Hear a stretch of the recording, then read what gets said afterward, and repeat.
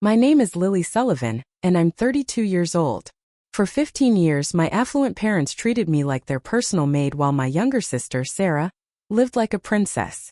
Every holiday and family gathering, I found myself in the kitchen while she entertained the guests.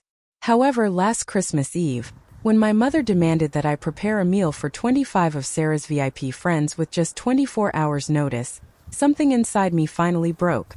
What happened next didn't just alter our family dynamics. It unveiled a secret that left everyone, including a Fortune 500 CEO, utterly speechless. Before I delve into how I transitioned from being the family servant to having my parents plead for my forgiveness, please take a moment to like and subscribe. But only if you genuinely enjoy stories about justice served. I'd love to know where you're tuning in from and what time it is there, so drop a comment below. I read every single one. Now let me take you back to that December evening when everything changed. I was in my Manhattan apartment, meticulously folding clothes into my suitcase when my phone rang. The caller ID read Mom. And I already knew this conversation wouldn't be pleasant. In our Connecticut family home, Christmas decorations sparkled on every surface. I knew because I had been the one hanging them every year since I turned 17. Lily, cancel whatever ridiculous plans you have for tomorrow, my mother Margaret declared without even a greeting. Her voice held that familiar authoritative tone that brooked no argument. I continued folding my business blazer. What's happening tomorrow? Sarah's hosting her networking group for Christmas Eve dinner. Very important people, Lily. 25 guests, including executives from Pinnacle Corporation. She paused, and I could almost hear her smirk through the phone. You'll need to arrive by noon to start cooking. 7 main courses, 10 sides. The menu's already planned. My grip tightened on the phone. Sarah's networking group. Naturally, my younger sister worked in PR and never missed a chance to flaunt her connections. Mom, I have. Your sister is making important connections that benefit this family. You should be grateful to help. Her words stung as they always did. It's not like you have anything else going on. I glanced at my laptop, where an email from Victoria Chun, CEO of Pinnacle Hospitality, illuminated the screen. If only my mother knew. Use the good china, she continued. These aren't your usual crowd, Lily. These people matter. People who matter, unlike me, it seemed. I'll text you the menu. Don't embarrass us. The line went dead. I looked down at my plane ticket to Florida. Departure time, 8 p.m. tomorrow. My hand wasn't even trembling anymore. After 15 years of this, I had finally distinguished between their emergencies and my priorities. I sat on my bed, memories crashing down like a bitter tide. 15 years of being invisible, except when they needed something. Every Thanksgiving since I was 17, Lily will handle the cooking while Sarah entertains our guests. Every Christmas, Lily's between jobs again, but at least she's useful in the kitchen. Every family gathering where Sarah was introduced as our successful daughter in public relations, while I was merely Lily's here too. She's helping out. The last family party was the worst. Sarah's engagement celebration. 200 guests at the country club. I had spent 14 hours preparing appetizers while Sarah held court in a $3,000 dress that our parents bought for her. When one of the guests asked what I did for a living, my mother actually laughed. Lily doesn't have Sarah's social skills, but she cooks well. I stood up and walked to my closet, pulling out my second suitcase. Inside, carefully protected in a leather folder, was the contract that would change everything. My company's name, Stellar Events, embossed in gold at the top. I had intentionally chosen a name that excluded the Sullivan surname. For 5 years, I'd built my empire in silence. 50 employees across 3 locations. A client list that included luxury resorts and Fortune 500 companies. And tomorrow, while my family expected me to toil over their stove, I had a meeting that would secure a $2 million contract. My phone buzzed with a text from Sarah. Mom says you're cooking tomorrow. Don't screw it up.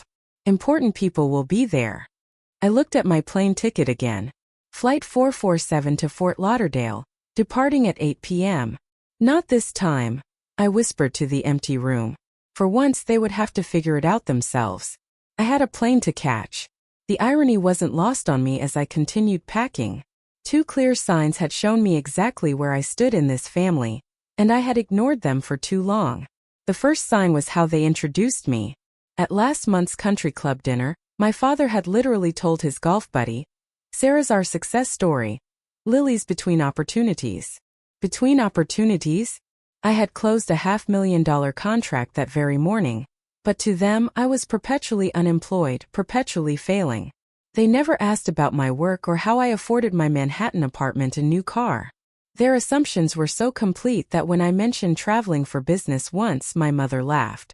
"What business? Are you calling your little cooking hobby a business?" The second sign was even more blatant. Last summer, I visited home to find my childhood bedroom converted into a storage room for Sarah's overflowing wardrobe. My trophies, my books. Everything that marked my existence in that house was boxed up in the basement. "Sarah needs the space," my mother explained as if it were obvious. "She's building her career. Image matters in PR." Meanwhile, Sarah had been given the entire third floor, renovated at our parents' expense, complete with a home office and walk-in closet. The message was crystal clear. One daughter was an investment, the other invisible. I zipped my suitcase closed, recalling the company holiday party last week. My employees had thrown me a surprise celebration for landing the Pinnacle account. 50 people who saw my value and respected my leadership. My phone lit up with another text from my mom. "Don't forget the truffle oil. These people have sophisticated palates." These people. As if I didn't regularly cater events for CEOs and celebrities. But why would she know? She'd never asked. The deepest cut was that they had never even been curious. Not once in 5 years had anyone in my family asked, "So Lily, what exactly do you do all day?" They'd created their own narrative. "Poor Lily can't hold down a job, lives in a studio apartment." It was actually a 2-bedroom condo, probably surviving on grandma's savings. I had invested that money into my business. At least she can cook. I employed 3 executive chefs. I pulled out my phone and scrolled through my photos. There I was, shaking hands with the mayor at a charity gala I'd catered. There was my team celebrating our 3rd location opening. There was the feature article about me in Hospitality Quarterly, the quiet revolutionary of luxury catering. None of these moments had been shared with my family. I'd learned early on that success without their permission was somehow threatening. The one time I mentioned landing a big client, my mother immediately pivoted to Sarah's latest PR campaign for an energy drink. "At least you're useful in the kitchen," she'd said, patting my hand like I was a child who'd drawn a particularly nice picture. I opened my laptop to check my company dashboard.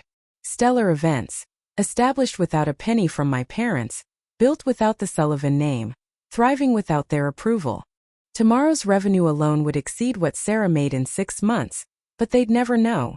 My assistant had texted earlier. "Forbes wants to feature you in their 40 Under 40 issue. They're especially interested in your story of building the business without family support." Without family support? If only Forbes knew the half of it. My family hadn't just withheld support. They'd been actively blind to my existence beyond their kitchen. If you've ever felt invisible in your own family or treated like your success doesn't matter, you'll understand why I did what I did next. Drop a comment below. Have you ever had to hide your achievements from toxic family members? I read every comment, and it means the world to know I'm not alone in this. And if you're finding value in this story, please consider subscribing. We're building a community of people who refuse to let others dim their light. Now, let me tell you about the text message that changed everything. My phone buzzed with a calendar reminder, and reality hit me like cold water. If I stayed silent and played the servant tomorrow, I'd lose everything I'd worked for. The Pinnacle hospitality contract wasn't just another deal. It was the deal $2 million in exclusive catering rights to their 5 Florida resorts, and a partnership that would put stellar events on the national map. The meeting was December 26th at 9 a.m., non-negotiable. Victoria Chun, Pinnacle's CEO, had been crystal clear. "I'm flying back to Singapore on the 27th. Lily, if we don't finalize this in person, the board will go with our second choice, my competitor, who'd been circling this contract like a vulture." But it wasn't just about the money. 50 employees were counting on me. Maria, my head chef, had just put an offer on her first house based on the expansion this contract would bring. James, my operations manager, was planning to send his kids to better schools. This wasn't just my dream anymore, it was theirs too. I pulled up my bank statements. Yes, I was successful, but this contract would change everything. It was the difference between being a regional success and becoming a national player, the kind of opportunity that comes once in a career. My phone rang. It was my CFO. Lily, just confirming you'll be at the resort tomorrow evening for the pre-meeting dinner with Victoria's team. I'll be there, I said, glancing at my packed bags. Good. Victoria specifically mentioned she's excited to meet the CEO, who built such an impressive company without any family money or connections. She said it's rare to find that kind of authentic success without family money or connections. If she only knew how true that was. My phone pinged with an email from my mother. The subject line read, "Urgent Christmas Eve menu." My stomach churned as I opened it. 7 main courses, 10 sides, dietary restrictions for 5 guests, wine pairings, dessert selection. The level of detail was staggering. She'd planned every single dish, every garnish, every serving plate. Use the Waterford crystal and the silver with the monogram I wrote. These are important people, Lily. One of them is Victoria from Pinnacle Corporation. I nearly dropped my phone. Victoria. Victoria-chan was going to be at my parents' house. I quickly scanned the guest list my mother had attached. There it was, clear as day, Victoria-chan, CEO, Pinnacle Hospitality. My heart raced as I processed this impossible coincidence. The same woman I was meeting in Florida would be at my parents' house, expecting to be served by their unemployed daughter. Another text from Sarah popped up. Mom says Victoria-chan will be there. She's huge in hospitality. I'm hoping to pitch her on PR services. Don't embarrass me with your amateur cooking. Amateur cooking? I just catered Victoria's company retreat for 500 people last month. Though everything was handled through my executive team. She'd never met me in person, but that was scheduled for tomorrow. I sat down hard on my bed, the weight of the decision crushing me.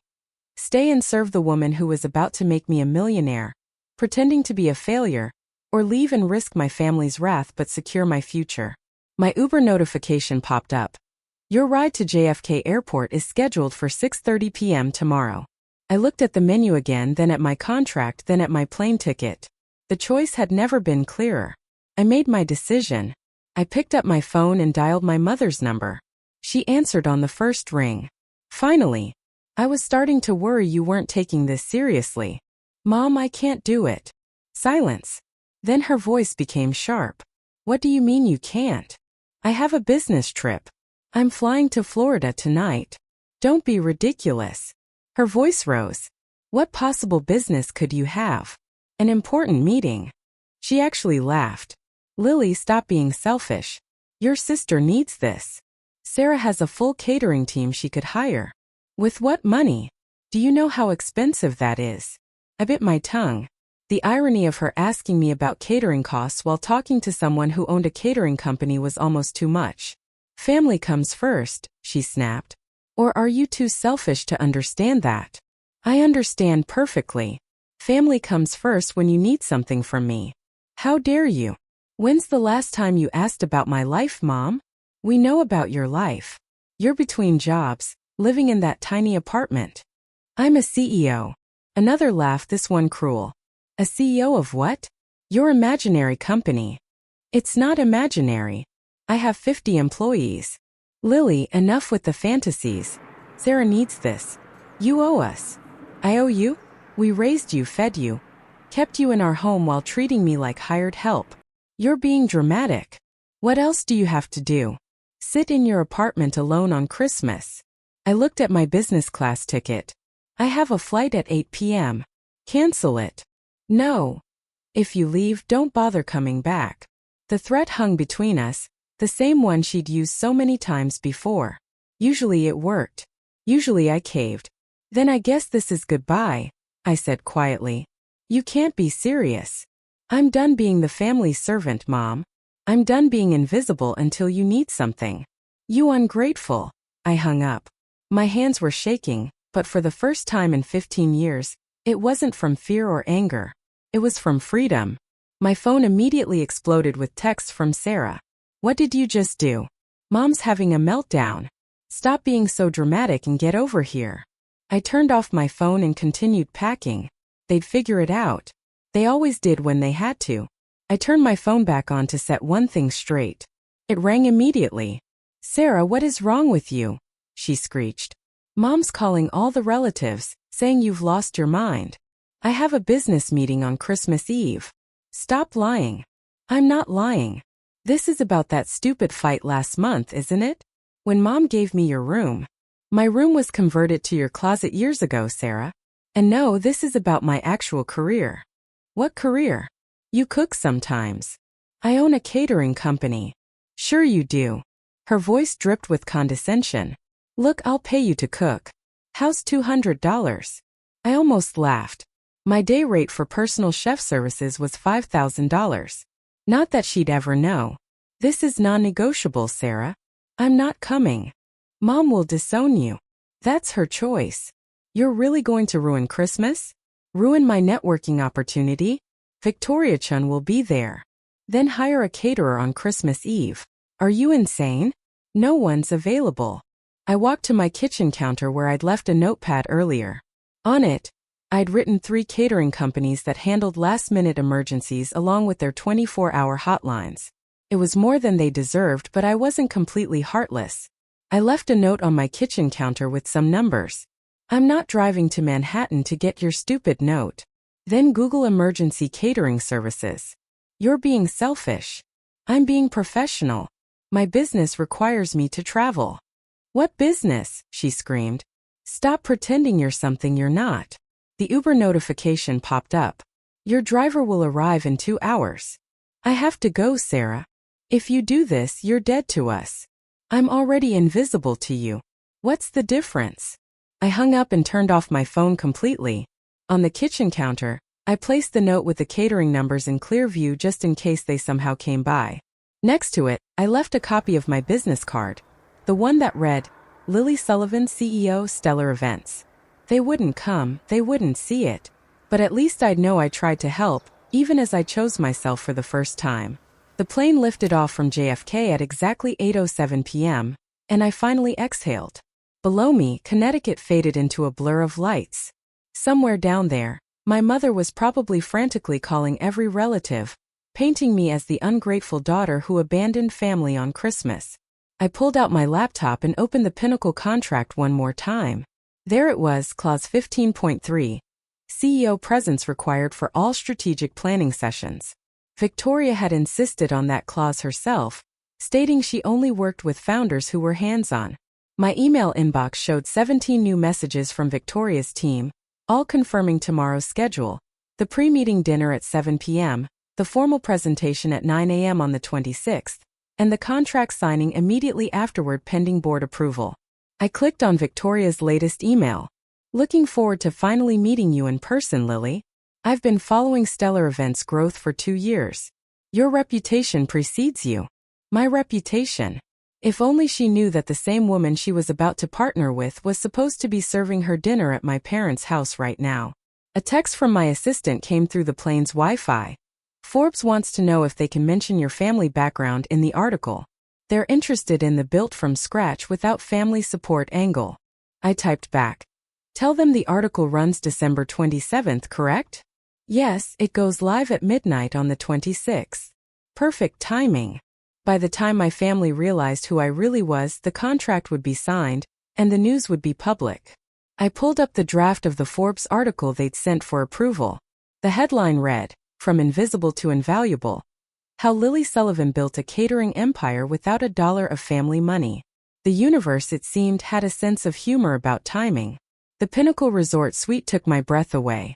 Floor-to-ceiling windows overlooked the Atlantic, and a bottle of champagne waited on ice with a handwritten note. Welcome, Miss Sullivan. Looking forward to our partnership, Victoria Chun.